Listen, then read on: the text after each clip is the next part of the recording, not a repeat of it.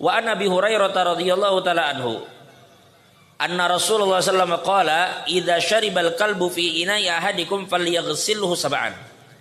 Ujar Nabi, apabila ada anjing yang minum di tempat minum kalian, maksudnya di wadah yang kalian pakai, maka hendaklah wadah itu kalian basuh sebanyak 7 kali. Bila itu mengenai diri kita kaitu juga, kita basuh 7 kali. Kita dijilatnya basuh 7 kali. Yang salah satu basuhan itu menggunakan air yang bercampur tanah. Terserah di basuhan yang mana. Boleh di basuhan kedua, boleh ketiga, keempat. Tanah masukkan ke dalam gayung, udak aja. Campur kayak aja. Siramkan. Bagus diletakkan di siraman kedua atau ketiga. Supaya siraman 4, 5, 6, 7 itu membersihkan sisa kotorannya. Jadi tidak ada aturan, hendak di kedua kah ketiga, atur aja pian.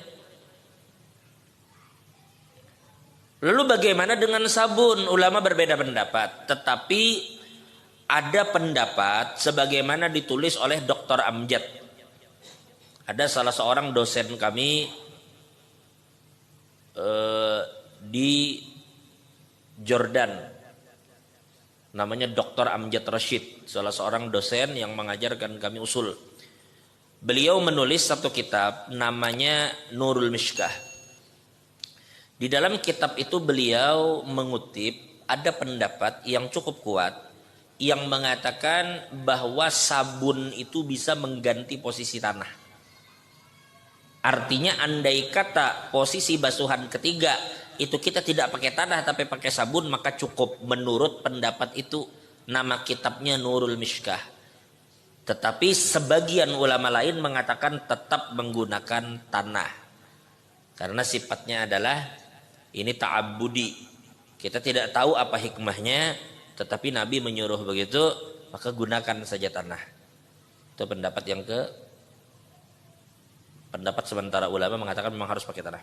Tapi jangan heran apabila ada ulama mengatakan boleh pakai sabun. Karena memang secara fungsi, ujar mereka sebenarnya fungsi tanah itu adalah sebenarnya seperti fungsi sabun di zaman itu. Tetapi itulah ulama berbeda pendapat. Kalaupun ada yang mengatakan boleh pakai sabun, kita kada perlu ingkari, karena mereka memiliki pandangan dan dalil sendiri ketika menyatakan seperti itu. Meskipun kita sendiri naudzubillah min dzalik, tetapi kalau kita ditanya maka kita katakan gunakan saja tanah. Gunakan saja tanah. Untuk ada tanah, kita sudah 7 kali basuh pakai sabun, kada repot. Bukan hal yang perlu dibesar-besarkan sebenarnya.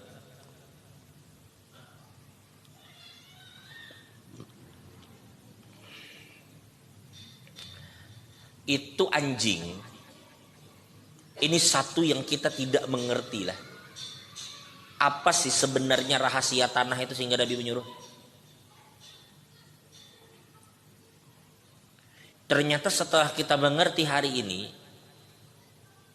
ternyata anjing itu memang yang ditakutkan adalah inya membahayakan apabila ternyata anjing itu rabies.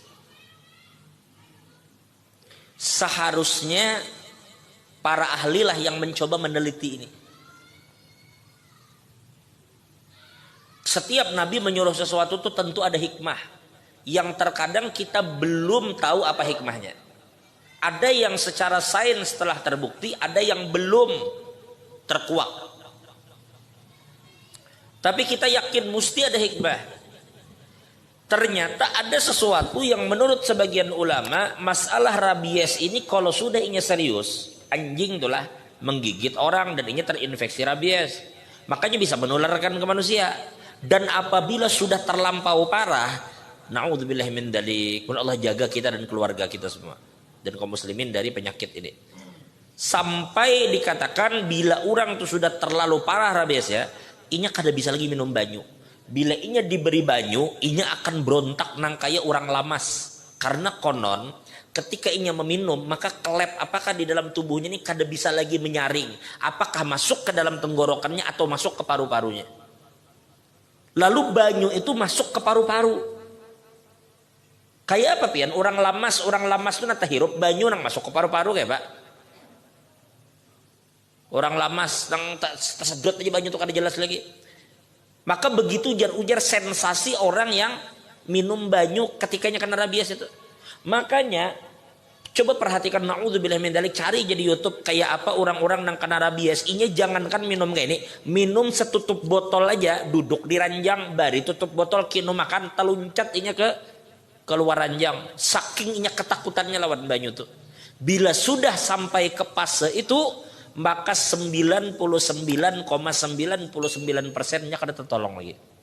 Tinggal menunggu hari aja kapan inya sampai kepada waktu yang telah ditetapkan. Bahkan dokter pun mengatakan bila sudah sampai ke fase itu hampir 100% inya tinggal menunggu waktunya aja lagi. Ya. Na'udzubillah min dzalik. Pantas aja Nabi menyuruh apabila ada anjing itu kalbun akur, anjing galak yang mengganggu orang, membahayakan orang, itu Nabi nyuruh jangan segan-segan bunuh, ada urusan. Anjing tuh keluyuran di kampung menggigiti anak orang, bunuh kada satu dua lagi.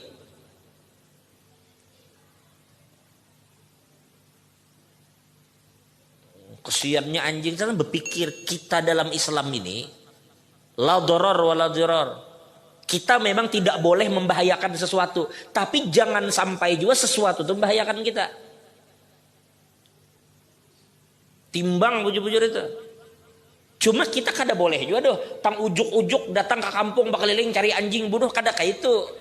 Ada anjing orang baik-baik aja kada mengganggu inya lepasnya kita kada ganggu. Jangan mengganggu anjing nang jinak. Anjing mengganggu kada menyakiti orang kada kita kada boleh juga ganggu-ganggu. Apalagi anjing dalam rumah orang. Timbainya daging sekalinya dalamnya jarum bentol.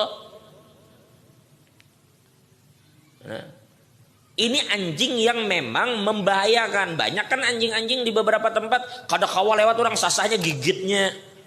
Ini anjing bila macam ini selesaikannya secara adat.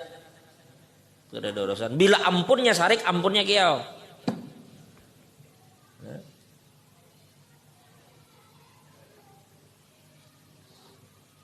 Harusnya nang bisi anjing pun berpikir juga. Pun anjing yang membahayakan orang. Karena bila orang nang bertindak manu anjingnya, orang nang salah. Kada kawa kayak itu.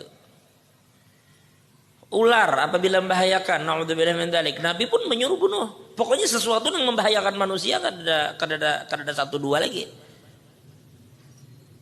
Tapi agama ini pun mengatakan sesuatu itu ada sebab pasti membahayakan, gitu nah.